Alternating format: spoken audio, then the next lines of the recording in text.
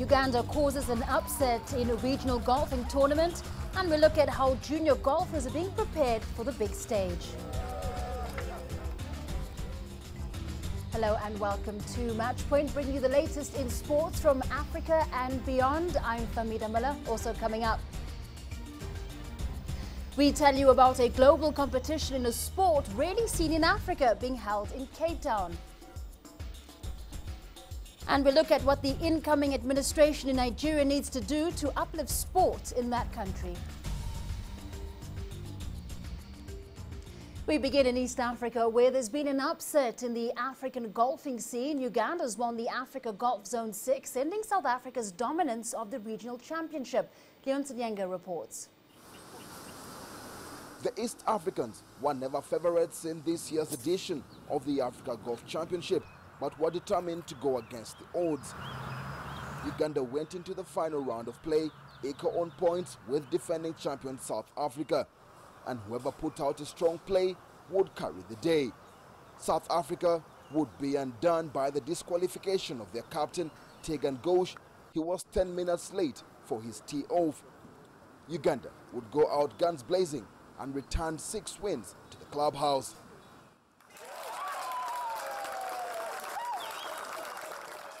.5 points were enough to see the East Africans claim their first Zone 6 title, finishing a point ahead of South Africa. Zimbabwe took 3rd place in the final standings. Celebrations are already on for Uganda after an emphatic victory. The East Africans now become one of 3 sides to ever win the coveted crown. Leon Senyange, CCTV, Kampala. Well, Africa's regional golf championships in Uganda has provided the opportunity to watch some of the continent's brightest talents. Of note, especially, is the growth of junior golf over the past few years in Africa. And despite several challenges, the African Golf Confederation is looking to build on the pool of young players to compete against the best in the world. An impressive roster of young golfers made their first marks at the Africa Regional Golf Championships. 17-year-old Kieran Vincent was quick to make a name for himself. The Zimbabwean is one of the many junior golfers on the fast track through amateur golf. You keep on playing against the best, you're going to improve. So we're fortunate enough to play here and play against the best in Africa, and definitely without a doubt, we'll see major champions and stuff like that throughout this field, definitely. This regional competition has attracted many young golfers like Kieran. Several regional federations are using junior programs targeting younger players to drive the growth in numbers. Like in our country, we have introduced the junior program in all the golf clubs. We are encouraging the school-going children to start playing golf, and we have also introduced a deliberate program to encourage the children who come from the underprivileged golf to start playing golf. But the scarcity of available land is a major stumbling block to the growth of golf on the continent. The southern region is already privileged because you find that even in Zimbabwe, Zambia, they've got so many golf courses. But even in the north, they lead to golf courses. The few golf courses that they've got are being put to the perfect use. You find that the numbers in most of these golf courses is quite big. So they can still adapt to the performance expectation. This flagship event has been giving young golfers the opportunity to gain valuable international experience. The aim is to break through into the professional ranks. This is something that we're eager to see. We want to have a dotted pattern of mushrooming professionals continental-wide, and not as it was from South Africa only. Soon you'll be able to see good professionals from Uganda, good professionals from Nigeria. The regional championship finishes with a new winner, Uganda. Proof Africa is beginning to develop strength in depth in the sport. There is a determination to make the most of the young golfers' potential. Whether they will one day lead an onslaught of future African golfers remains to be seen. Leon Senyange, CCTV, Kampala. Right, now let's turn to an interesting sporting contradiction in North Africa. Egypt has a high standard of differently designed golf courses, but they're far from being busy. Now, the country is working on expanding the sport among Egyptians and increase its talent pool as it lags behind in Africa as well as internationally. Adil Marouki has more. Golf is not a popular sport in Egypt, and yet the country boasts of many high-class facilities. And lately, many residential compounds have also established golf courses with international standards. The Egyptian Golf Federation believes these could attract new players. With these new compounds opening with golf courses inside, most of the owners will start picking up the game, especially they didn't know it before and now it's in front of their houses. So hopefully they will start picking up the game. But most of these compounds target the elite neighborhoods or niche markets, making golf confined within the upper classes of the Egyptian society. You do get the sense that, yeah, it's probably has been more for an upper class social background, shall we say, but with the initiatives that we're running here, I mean, we literally have an open door policy. Anyone can come here regardless of your social background. If golf's going to grow, you have to open it up to the mass numbers, you know. And Egypt is at the stage where there are more courses than players to keep these facilities busy all week long. So the country is targeting the younger generations to play the sport. It needs to grow, for sure, so that the golf courses, especially around Cairo, so that the golf courses can operate and, you know, run successfully. It needs definitely more golfers. So that's why we're very active with juniors, trying to promote golf as, you know, a cool sport, fun sport for juniors to take up. So we offer free golf for anyone under, I think it's 15 years old, to come here and they can learn golf from a coach. They'll get the basics. Free golf for juniors was an initiative created by the Egyptian Golf Federation. In just 1 year, the number of junior golfers nearly doubled. The program attracted 80 juniors last year. This year, the federation is expecting 150. Egypt is undoubtedly in desperate need to develop professional players. If we talk about professionals, we're a little bit weak.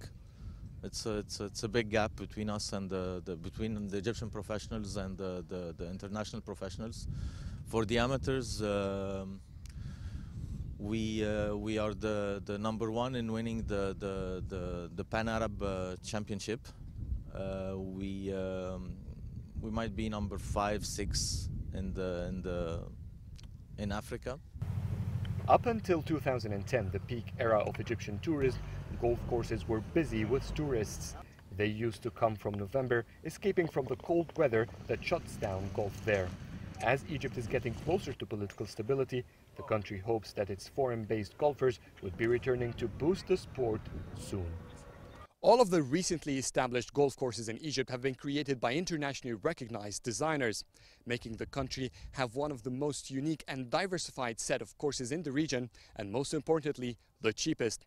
So many here believe that if the country markets itself from the golf perspective, it could attract golfers from all over the world. Adil Mahroui, CCTV, Cairo. Now, 3 past champions will be in contention for the main prize at the 119th Boston Marathon on Monday. The 26.2-mile race is the world's oldest marathon. 2014 champion Eritrean-born American Meb Keflezighi will be out to defend his title, but is expected to get stiff challenge from the African contingent. 2012 Boston champion Wesley Korir, former world champion Abel Kirui, and former marathon record holder Patrick Makau were among the favorites in Kenyan colors. 2013 winner Lelisa Desesa leads the Ethiopian charge, while April Lusapo is the only South African in the competition. The women's field will see Ethiopia's Buzunesh Deba seek to defend the crown she won after 2014 winner Rita Jepter was stripped of a title that was following her doping ban. The race is the second in the prestigious World Marathon Major Series. Still ahead on Match Point. We tell you about a global competition of a sport rarely seen in Africa being held in Cape Town. And we look at what the incoming administration in Nigeria is to do to uplift sports in the country.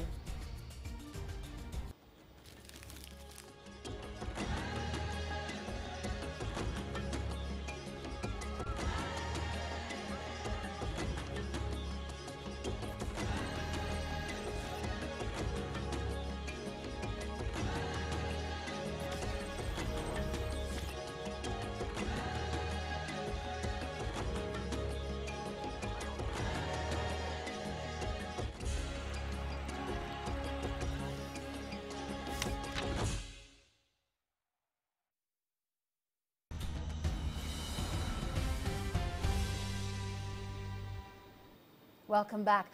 And now to a sport rarely played on the African continent, ice hockey. China will be crowned Group B champions at this year's Division II Men's World Tournament in Cape Town, South Africa. The competition comes to an end on Sunday with China playing host South Africa.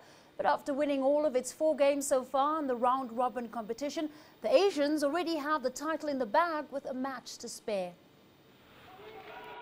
Ice hockey is a Winter Olympic sport, and for Beijing, an applicant to host the 2022 edition, news that the Chinese team is doing well at the Division II Championships is encouraging. Hosts South Africa, China, New Zealand, Israel, Mexico and Bulgaria are pooled in Group B for this year's championship in Cape Town.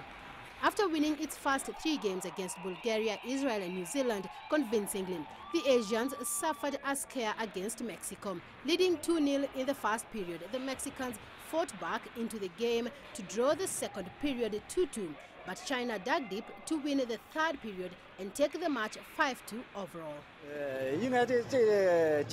Our history against Mexico isn't good. They've beaten us before. But today we made full use of our speed to strike at the opponent. They brought the game to us in the second period and we had more fouls, which cost us. But I'm happy with the team in the third period because we played a bit more conservatively and ultimately won the game.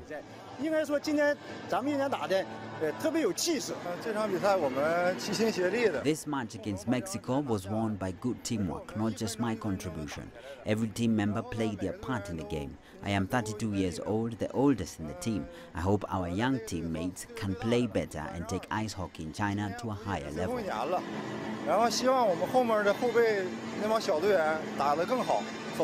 Men's ice hockey is divided into 4 levels at the world stage. The top tier, which has 16 teams, is the championship level. And then the lower tiers are divided into divisions. Division 1 and 2 have 2 groups each, A and B, with teams earning promotion or relegation depending on how they finish in the different competitions. Division 3 is the lowest tier. China has since 2010 been a member of Group B in the Division 2 level. But after 4 wins in 5 games at the Cape Town tournament, the team has earned promotion to Group A for 2016. For China, this is a step in the right direction with the Winter Olympics in South Korea just 3 years away. Celestine Carone, CCTV. Nigeria's football team, the Super Eagles, is the face of the country's sports scene internationally. But lackluster performances in the past left many unhappy with their team. Now, as a new government gets down to business in Africa's most populous nation, football isn't the only sport that needs tending to. Many of Nigeria's Olympic sports are not giving the results fans want to see. The National Sports Commission's tasked with administration of the sport in the country through the various federations. Nigerians will expect the commission under Muhammadu Buhari's government will come up with winning formulas to make Nigeria not just a continental but global sporting icon across various disciplines. Sports will also provide the new government an opportunity to unite a country which, as in the past, been divided along religious lines. All right, now let's get more analysis about the state of sport in Nigeria. And for that, we're joined live from Lagos by Tayo Balogun, a Nigerian sports analyst. Thanks for your time this evening. Now, football immediately comes to mind whenever people discuss Nigerian sport. What does the incoming government need to do to sort out some of the issues that have dogged the country's most popular sport?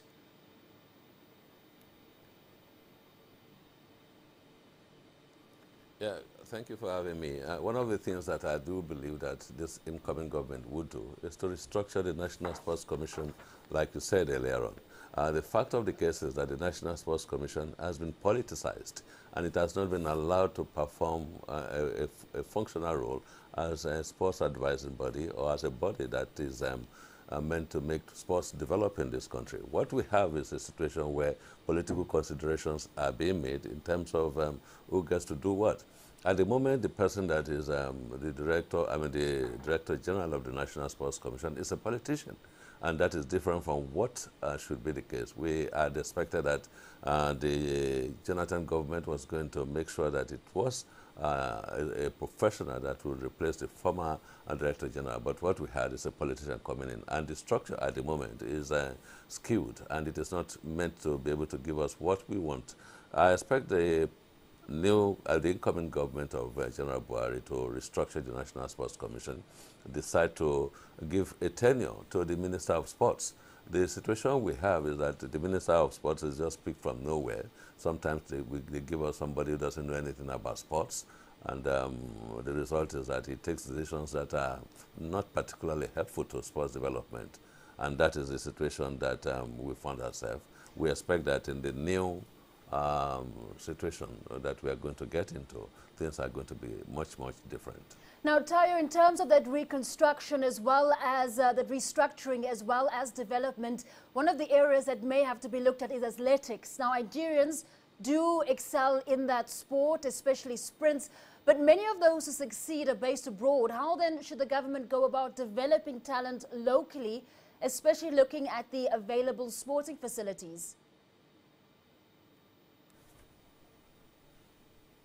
What went wrong with Nigeria is that we forgot the grassroots. We forgot what used to be the template for us to develop. In times past, there are so many competitions at the grassroots level. We have primary school competition all over the country. We have secondary school competition. And then we have National Sports Festival that is meant to develop talent. What has gone wrong is that in the past few years, as a matter of fact, in the last 10 to 15 years, things have become so bad that we really aren't doing what we should be doing in terms of sports development. But the template that is being considered by sports stakeholders is one in which sports is going to go to the grassroots. There is going to be private participation in sports and funding sports, because government is not going to be able to do all that needed to be done to develop sports. So we're going to expect that private individuals, private organizations would contribute more money. At the moment, the so-called multinationals are not doing enough to help sports. And that's, of course, because there's a lot of corruption that they are afraid of. I do hope that with the incoming administration of General Buhari, there will be less corruption, and then corporate bodies will be ready to put their money in developing sports. All right, Tayo, we're going to have to leave it there. Thanks very much for your time this evening. We're speaking to Tayo Balogun, a Nigerian sports analyst. Now, Zimbabwe's Charles Manucci is preparing to defend his international boxing title. The boxer, who is a two-time WBC welterweight champion, will face off with Italian Gianluca Frisa in Milan on the 18th of July. The 35-year-old Italian has an impressive record of 22 wins, which includes 7 knockouts, 2 draws and defeats. But the Zimbabwean pugilist is optimistic about retaining the title. The sweat dripping down his face is perhaps a clear indication of the gravity of the match ahead. 26-year-old Zimbabwean Charles Manucci was scheduled to battle it out with Mexican Silverio Ortiz in a title defense match on the 25th of April in Zambia. But that match was cancelled late in the week. He's now set to face off with Italian Gianluca Frisa on the 18th of July in Milan. I'm just ready to defend the belt. I've got a fight in Italy, and I'm going to defend that belt to bring the belt here in Africa. And my coach always tells me that you have to be disciplined, focus. With 21 wins, 2 losses and 1 draw in a total of 24 fights, Manucci's coach believes the boxer is well prepared for the upcoming bout. He's been in camp for 2 months now, and we're going into the 3rd month. And I'm optimistic that we're going to defend the title, because I believe and trust that he's a disciplined boxer, and we've come a long way. I've got confidence that we'll carry the day when that day comes as we go to Italy. In March last year, Manucci claimed the vacant WBC welterweight title when he won his match against the Ghanaian Patrick Alotti. He then went on to knock out Colombian Davis Caceres in the 2nd round to defend his title as welterweight champion. Leslie Marungu, CCTV. The sport of fencing seems to be taking root in Cape Town, where students have been engaging in this 18th century Western art of combat sword fighting. Now, the requirements are simple: good balance, tactical thinking and speed. These need regular training and meticulous practice, which is exactly what students at the Cape Fencing Academy like to do. CCTV's Travis Andrews has this report. It began in the 18th century in Italy, but presently fencing is still being played with the same tactical prowess and swordsmanship that the game has always demanded. Competitive fencing is one of only 5 sports that are featured in every modern Olympic Games. And here at the Cape Fencing Academy, students are put through their paces in both mental and physical fencing techniques. Misha Galukin is a former Russian fencing champion. He moved to Cape Town to spearhead the national team. He believes fencing here has the potential for phenomenal growth, although it's still not a very common sport. Fencing in South Africa is growing, and we have more than 15 clubs, and actually not only in the West Cape, but in Gauteng and in KwaZulu-Natal and even in Limpopo and Free State.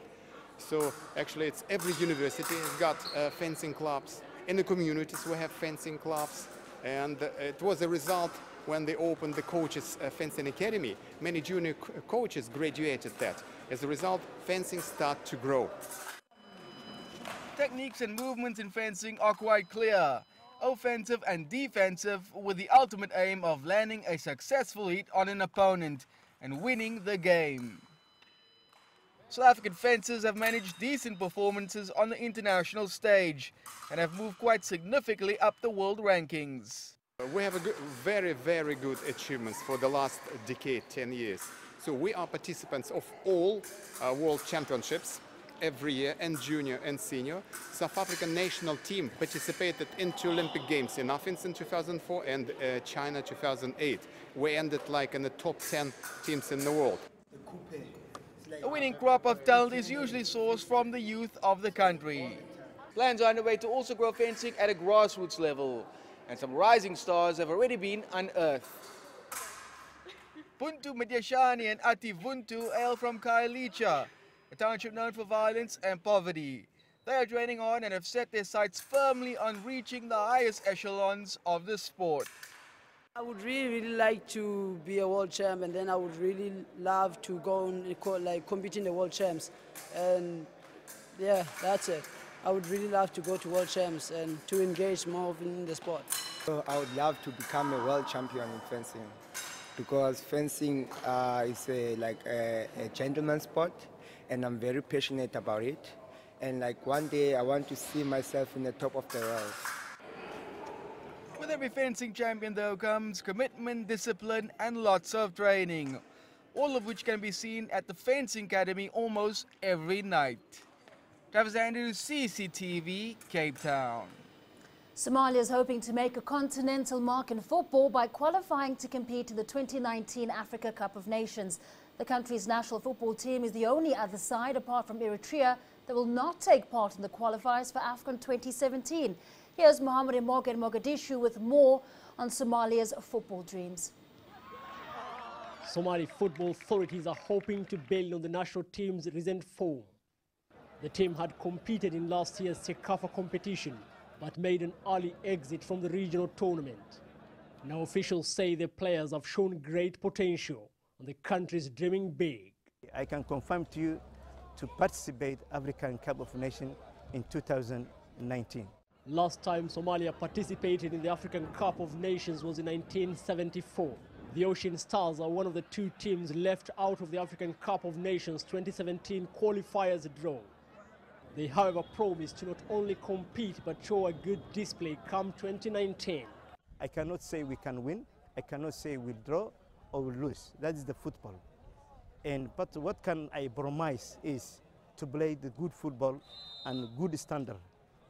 Now we are somewhere, and the 2000 we hope to come normal standard and like the other countries. But nobody can say I will win. Everybody say I will do my best, and I'm saying I will do my best, inshallah. But whether they qualify for 2019 or not, Somali footballers can count on plenty of support from their fans and from the Football Authority. With this progress, I'm confident that if we play with top African countries like Algeria and Ghana, we can show good display and even get some good results. It may take years before Somali football is ready to compete at international level, but the dream of joining the African Cup of Nations could be within reach. For this national team, however, there's far more to play for than merely winning the game. For years, the sport here was suppressed by hardline Islamists who believed it was too Western for the Somali youth.